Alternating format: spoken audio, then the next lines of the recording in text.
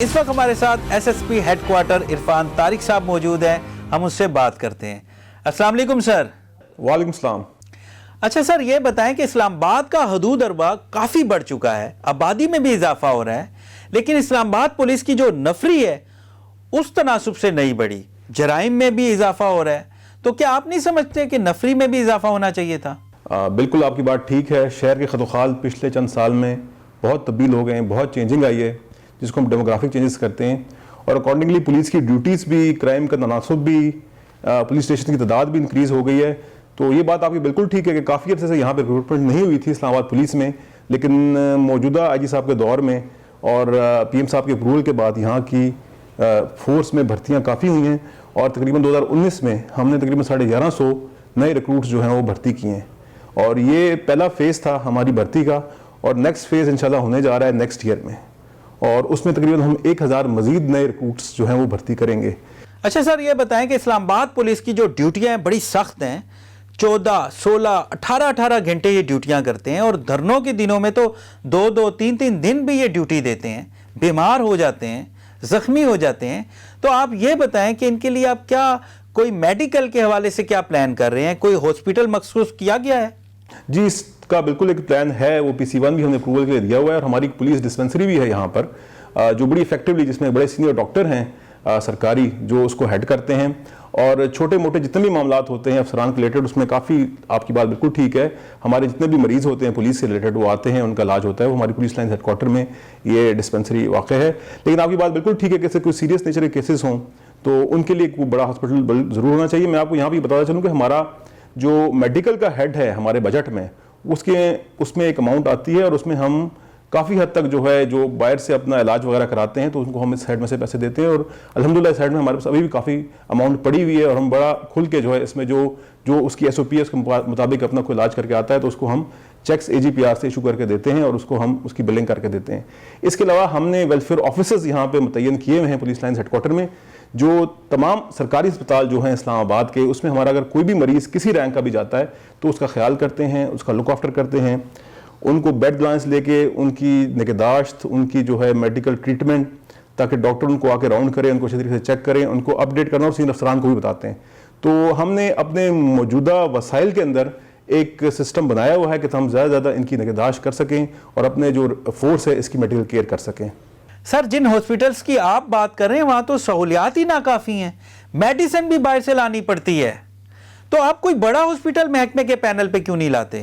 یہ بات آپ کی بالکل ٹھیک ہے. اس میں ایسا ہے کہ ہم نے اسلام آباد کے بڑے ہاسپٹلز، جس میں بڑے فارماسیوٹیکلز بھی ہیں، بڑے ڈائگنوسٹک سینٹرز بھی ہیں، اور پرائیویٹ ہسپتالز بھی ہیں، ان کے ساتھ ہم نے MOU سائن کیے ہوئے ہیں، جس میں وہ ہمیں اسلام آباد پولیس کا صرف کارڈ دکھانے کے اوپر اور ویریفائی کرنے کے اوپر 20 سے 30 یا 35% تک بھی رعایت دیتے ہیں. اور بات آپ کی بالکل ٹھیک ہے، چونکہ سرکاری اسپتالوں میں رش بہت زیادہ ہوتا ہے، اس وجہ سے ہم نے اپنا یہ سسٹم اس طرح سے تھوڑا پرائیویٹ ہسپتالوں کے ساتھ بھی اور ڈائگنوسٹک سینٹر کے ساتھ بھی رعایت کر کے ان کی طرف بھی ہم نے ریلیٹ کر دیا ہے اپنا یہ سسٹم. اچھا سر، یہ بتائیں کہ پولیس والے اتنی سخت ڈیوٹیاں کرتے ہیں اور جب ریٹائر ہو جاتے ہیں تو کیا آپ انہیں کوئی گھر یا پلاٹ دیتے ہیں؟ تمام بڑے اداروں کی ہاؤسنگ سوسائٹیاں ہیں، تو آپ کی بھی کوئی ہاؤسنگ سوسائٹی ہے؟ ریٹائر ہونے پہ انہیں کیا ملتا ہے؟ جی، اس میں اس طرح ہے کہ جتنی بڑی آرم فورسز ہوتی ہیں ان کے ایک ویلفیئر ادارے ہوتے ہیں، اور اسی طرح ہماری پولیس کی بھی نیشنل پولیس فاؤنڈیشن ہے، اور اسی طرح ہمارے جتنے بھی ہیں ملازمان وہ جو مراعات لے سکتے ہیں، بینیفٹس لے سکتے ہیں، وہ نیشنل پولیس فاؤنڈیشن کے تحت اس طرح کی مراعات لے سکتے ہیں. اور اس میں یہ آپ کو بتانا چلوں کہ ہاؤسنگ سوسائٹی کا قیام اور اس کو حاصل کرنا، اس کا حصول، اس کے لیے ایک بڑی خطیر رقم کی ضرورت ہے، اور اس کے لیے ایکسپرٹیز بھی بہت زیادہ چاہیے. ہم اس سلسلے میں ہم نے جو ہے کیس جو ہے وہ موو کر دیا ہے، ہماری ڈسکشنز بھی ہوئی ہیں، اور انشاءاللہ ہم اس طرف محنت کریں گے، کوشش کریں گے کہ یہ سسٹم ہم اسلام آباد پولیس کے لیے بھی رائج کر سکیں یہاں پر. اچھا، یہ بتائیں کہ کیا سروس کے دوران اسلام آباد پولیس کے ملازمین کو رہائشی سہولیات بھی میسر ہیں، ہاؤسنگ کالونی یا فلیٹس وغیرہ؟ نہیں، اس میں آپ کو یہ بتاتا چلوں کہ ہماری تقریباً 10,500 نفری ہے یہاں پہ، اور ہمارے پولیس کوارٹر جو ہیں جو سرکاری ہیں وہ تقریباً 362 ہیں یہاں پہ.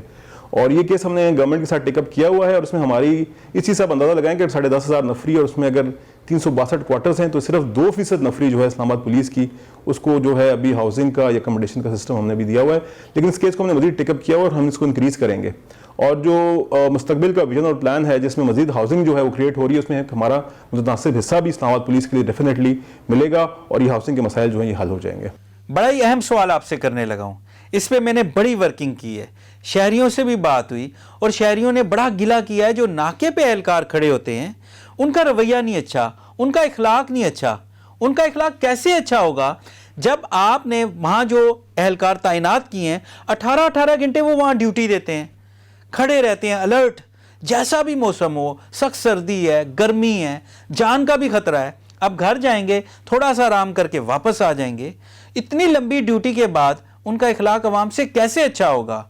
तो इस हवाले से आप क्यों नहीं कोई प्लान कर रहे? जी बिल्कुल, आपकी बात ठीक है। आपका ये सवाल जो है ना हमारे मजमूई रवैयों की कासी करता है। देखें, ये बात तो आपने कर ली कि पुलिस वाले का रवैया 12 या 18 घंटे ड्यूटी करने के बाद कैसा होगा। तो मैं इससे आपके थ्रू, क्योंकि जो मीडिया है ये हमारे बाजू हैं और ये हमारी आंखें, हमारे कान हैं, मैं आवाम से भी रिक्वेस्ट करूंगा कि इस चीज़ को अपने जहन में रखें कि अगर मुलाजिम 12 घंटे, 14 घंटे, 16 घंटे ड्यूटी करता है तो उसके लिए एक अच्छे तरीके से, अच्छे रवैये से उसके साथ बात करें, उसके साथ कलाम करें, ताकि उसका भी टेम्पर जो है, और ये मैं किसी तरह से भी ये नहीं कि किसी को इजाज़त है गलत बात करने की या अखलाक के दायरे को छोड़ने की, लेकिन ये दोनों तरफ से होता है। और बिल्कुल आपकी बात ठीक है। वही बात जो सबसे पहला सवाल आपने किया कि हमारी नफरी इतनी कम है और ड्यूटी इतनी ज़्यादा होगी जिसकी वजह से हमारे जो है ड्यूटी आवर्स जो हैं वो लंबे हो गए। लेकिन फिर एक चीज़ हमें भी जहन में रखनी चाहिए कि जिस तरह पुलिस एक ऐसा महकमा है, जब हम ये वर्दी पहन लेते हैं तो जिस तरह कोई मुजरिम का कोई टाइम नहीं है, जुर्म का कोई टाइम नहीं है, इसी तरह हमारा भी कोई टाइम नहीं है। और मैं आपको बताऊं कि मैं पंजाब में भी रहा हूँ, हर जगह जो है पूरी कोशिश की जाती है कि ड्यूटियाँ शेड्यूल के मुताबिक हों, लेकिन बाज़ औक़ात ऐसे अवामिल आ जाते हैं, जिस तरह कोई धरना आ गया, किसी को लॉन्ग मार्च आ गया, जिस तरह एक्स्ट्रा ड्यूटी जिसकी वजह से पड़ जाती हैं। वरना उम्मी तौर पे हमारा ये होता है कि जितनी छुट्टियाँ दे सकें शेड्यूल के मुताबिक, हमने एक तनासुब रखा होता है अपनी फोर्स का, वो छुट्टियों पे भी जा रहे होते हैं, वो ड्यूटियाँ भी कर रहे होते हैं, और हम छुट्टियाँ और ड्यूटियाँ जो हैं वो एक शेड्यूल के मुताबिक इनसे लेते हैं। अच्छा, ये बताएं कि पुलिस के जो शोहदा हैं उनके लिए भी कोई फंड रखा हुआ है, और जो उनके लवाहिकीन हैं उनको महकमा क्या सपोर्ट कर रहा है? ये बिल्कुल आपने बहुत अच्छा सवाल किया और मुझे बड़ी खुशी हुई कि आपने ये सवाल किया। शुहदा बिल्कुल बेशक हमारे माथे का झूमर हैं, और वो ऐसे लोग हैं, ऐसे अफराद हैं जो ज़िंदा हैं, ज़ाहिर बात है उनको अभी भी हम अपने अकाउंट में, अपनी लिस्ट में रखते हैं और हम उन पर फ़ख्र करते हैं। और मैं आपको ये बताता चलूँ, मुझे इस बात पर फ़ख्र होता है कि मौजूदा आईजी साहब के दौर में हमने शुहदा का जो पुराना पैकेज आ रहा था उसको रिवाइज़ किया है, और हमने हद दर्जे उनके लिए मराद जो हैं बढ़ा दी हैं। जहाँ पे पहले शहीद को 20 लाख रुपए मिलते थे, वो अमाउंट अब 2 करोड़ पे चली गई है। और ना सिर्फ ये, उसमें प्लॉट की सहूलियात, उसके पैसे और बहुत ज़्यादा दीगर पैसे जो है वो भी उनको मिलते हैं। इसके अलावा शुहदा के बच्चों के लिए भी होता है हमारे पास कि उनको मुलाजमत दिलवाने के लिए, उनको नौकरी दिलवाने के लिए, उनको एडजस्ट करने के लिए हमारे पास प्लान्स हैं। तो शुहदा के लिए माशाल्लाह हमारे पास बहुत अच्छा पैकेज जो है हमने यहाँ पे इस्लामाबाद पुलिस में भी कायम कर दिया। एक बड़ा ही अहम सवाल है आपसे कि बहुत से पुलिस एहलकार उन्होंने अपने कोर्स भी मुकम्मल कर लिए, क्वालिफिकेशन भी मुकम्मल है, और कई साल गुजर गए हैं, उनकी प्रमोशंस नहीं होती, ऐसा क्यों है? जी, आपने बड़ा अच्छा सवाल किया। और जनरली ये समझा जाता है, ये सोचा जाता है कि अगर कोर्स कर लिया या अगर क्वालिफिकेशन पूरी है तो फ़ौरन से प्रमोशन हो जानी चाहिए। इसके लिए एक बहुत इंपॉर्टेंट क्राइटेरिया जो है वो सीट्स की अवेलेबिलिटी है, जो हम नज़रअंदाज कर लेते हैं। और मैं आपको ये बताता चलूँ कि इस्लामाबाद पुलिस में जैसे सीट्स क्रिएट होती हैं, खाली होती हैं, कोई रिटायर हो गया, किसी खुदा खास्ता डेथ हो गई, कोई प्री मैच्योर रिटायरमेंट में चला गया, जैसे जैसे सीटें खाली होती जाती हैं, हम फ़ौरन से पहले, मैं आपको ये बताता चलूँ कि कल मैंने डीपीसी की, और मेरी जितनी अथॉरिटी है कि हेड कांस्टेबल से कांस्टेबल से हेड कांस्टेबल की प्रमोशन, मैंने 103 कांस्टेबल से हेड कांस्टेबल्स प्रमोट किए हैं कल। तो जैसे ही सीटें खाली होती हैं, स्पेशली इन आईजी साहब के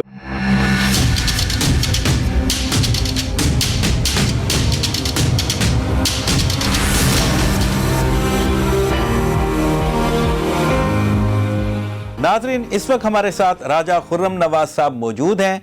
पाकिस्तान तहरीक इंसाफ से इनका ताल्लुक है, हल्का NA 52 से MNA भी हैं, और कौमी असम्बली की कायमा कमेटी बराए दाखिला के चेयरमैन भी हैं। हम इनसे बात करते हैं। अस्सलाम वालेकुम सर। वालेकुम सलाम जी।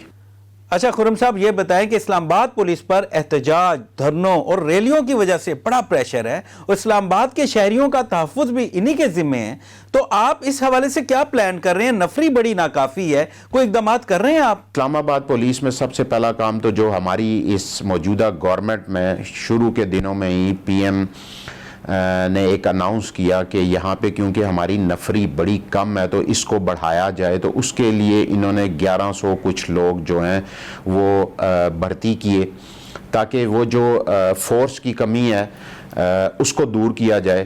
اور فورس بھی ایسی کہ آپ کو پتہ ہے کہ ہمارے شہر ایسا ہے کہ اس کے چاروں طرف آپ کو پتہ ہے کہ ہمیں چیک اینڈ بیلنس رکھنا پڑتا ہے، کون شہر کے اندر آ رہا ہے، کون واپس جا رہا ہے. تو اس کے لیے ناکوں کے اوپر بھی یہ بیچارے بڑے دیر تک ڈیوٹیز دیتے رہتے ہیں. تو اس کے حوالے سے سب سے پہلے جو ہم لوگوں نے کام کیا، اور ابھی دوبارہ سے بھی یہ ایڈورٹائزمنٹ آنے والی ہے. اچھا خرم صاحب، شہر اقتدار میں اکثریت ایلیٹ کلاس سے تعلق رکھتی ہے، خاص طور پہ سیاستدان اور اعلیٰ سرکاری افسروں کا شہر سمجھا جاتا ہے. اس حوالے سے پولیس پہ بھی بڑا پریشر ہوتا ہے، اور ایک تاثر یہ بھی ہے کہ جو بھی ایم این اے ہے وہ اپنے حلقے میں اپنی مرضی کا ایس ایچ او لگوانا چاہتا ہے. تو پولیس میں جو سیاسی مداخلت کا معاملہ ہے، اس حوالے سے بھی کوئی اقدامات آپ کر رہے ہیں؟ دیکھیں جی، کوئی بھی میرے خیال میں ایم این اے جو ہے یا کوئی منسٹر ہے وہ بالکل یہ نہیں چاہتا کہ کوئی ایس ایچ او اس کی مرضی کا لگے، لیکن ایس ایچ او کا کام ہوتا ہے کہ وہ کام کرنا. اب دیکھیں، ہم سیاسی لوگ ہیں، ہم یہ نہیں چاہیں گے کہ کوئی میرا کوئی جاننے والا ایس ایچ او لگے. میری یہ خواہش ضرور ہوگی کہ کوئی بھی اچھا ایس ایچ او لگے جو میرٹ کے اوپر کام کرے، اور اس سے میرے اوپر پریشر کم ہو، باقی سیاسی لوگوں کے اوپر پریشر کم ہو. اور یہ بات بالکل میں اس کو ماننے کے لیے تیار نہیں. مجھے آج 2.5 سال ہو گئے، میں نے تو کبھی نہیں کہا کہ اس فلاں ایس ایچ او کو لگا دے. ہاں، یہ ضرور کوشش ہوتی ہے کہ جب ہمیں کسی بھی علاقے سے کسی ایس ایچ او کی یا پولیس والے کی کمپلینٹس آتی ہیں، مطلب مختلف، کہ یہ کام صحیح نہیں کر رہا، لوگوں کو تنگ کر رہا ہے، تو اس کے اوپر ہم ضرور ایکشن لیتے ہیں. اور ہم آئی جی سے اور ڈی آئی جی آپریشن سے یہ کہتے ہیں کہ یہ اس کی شکایات آ رہی ہیں، آپ لوگ خود اس کو انویسٹیگیٹ کریں اور دیکھیں کہ واقعی یہ چیز صحیح ہے. اور پھر جو بھی محکمانہ کارروائی ان کے خلاف پولیس اپنے محکمے کے طور پہ کرنی ہوتی ہے وہ لوگ کرتے ہیں. لیکن یہ بات بالکل غلط ہے کہ میں چاہتا ہوں کہ میرا ایس ایچ او لگے یا کوئی اور ایم این اے چاہتا ہے کہ اس کا ایس ایچ او لگے.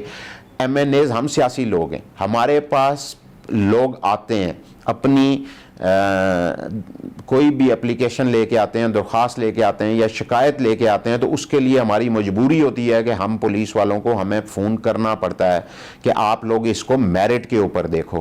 اچھا خرم صاحب، آپ نے بھی دیکھا ہوگا اور اکثر دیکھنے میں آتا ہے کہ پولیس والے کہیں نہ کہیں لفٹ مانگ رہے ہوتے ہیں.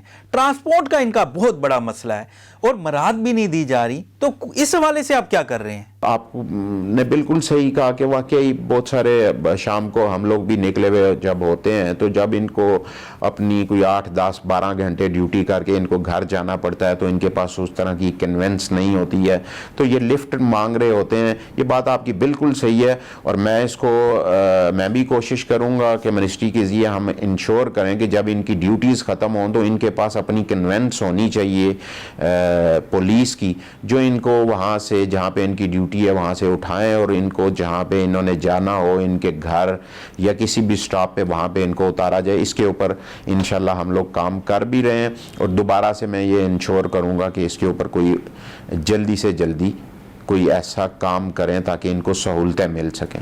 اچھا خرم صاحب, تمام فورسز کے ہاسپٹلز ہیں, ہاؤسنگ سوسائٹیز ہیں اور ہمارے جب پولیس اہلکار بیمار ہوتے ہیں یا زخمی ہوتے ہیں تو ان کے لیے کوئی ہاسپٹل ہی نہیں ہے, تو ان کی میڈیکل کی سہولت کے لیے آپ کیا کر رہے ہیں؟ دیکھیں میڈیکل کے حوالے سے بھی آئی جی پی آفس جو ہے وہ اس کے اوپر اور انٹیریئر منسٹری وہ لگے ہوئے ہیں کہ پولیس کے جو ہمارے ملازمین ہیں ان کو صحت کی بہتر سہولتیں میسر ہوں, اور اس کے لیے یہ ہر سال تقریباً اور پچھلے سال بھی انہوں نے جس طرح آپ کو پتہ ہے ہمارے ملک میں ہیپاٹائٹس کی ایک وبا پھیلی ہوئی ہے اور اس کے لیے مختلف کیمپس لگائے جاتے ہیں پولیس لائنز کے اندر. اس میں تقریباً ہمارے بہت سارے پولیس اہلکار, ان کی فیملیز, ان کے ٹیسٹ لیے گئے, ان کو وہاں پہ دیکھا گیا کہ کس طریقے سے اگر کسی کو ہے یہ ہیپاٹائٹس کی بیماری، تو اس کے لیے ان کو دعائیں اور یہ ساری چیزیں بھی مختلف لوگ جاتے ہیں اور وہاں پہ دیتے ہیں، اور ایسے کیمپس کا انعقاد کیا جاتا ہے جہاں پہ ان کے پراپر ٹیسٹ ہو سکیں. اور مختلف جو ہمارے، کیونکہ اسلام آباد کے اندر 2 ہی بڑے ہاسپٹل ہیں، پولی کلینک اور پمس، اور ان کے اندر بھی ان کو یہ سہولت حاصل ہے کہ وہاں پہ وہ یہ مفت اپنا علاج کروا سکتے ہیں. اچھا خرم صاحب، بڑا ہی اہم سوال ہے آپ سے کہ بہت سے پولیس اہلکار ایسے ہیں کہ ان کے کورس بھی مکمل ہو چکے ہیں اور ان کی کوالیفیکیشن بھی مکمل ہے اور کئی سال گزر چکے ہیں، ان کی پروموشن نہیں ہو رہی. آخر پروموشن کا کرائیٹیریا کیا ہے؟ آپ اس حوالے سے بھی کوئی ایکشن لے رہے ہیں، کوئی تحقیقات کر رہے ہیں؟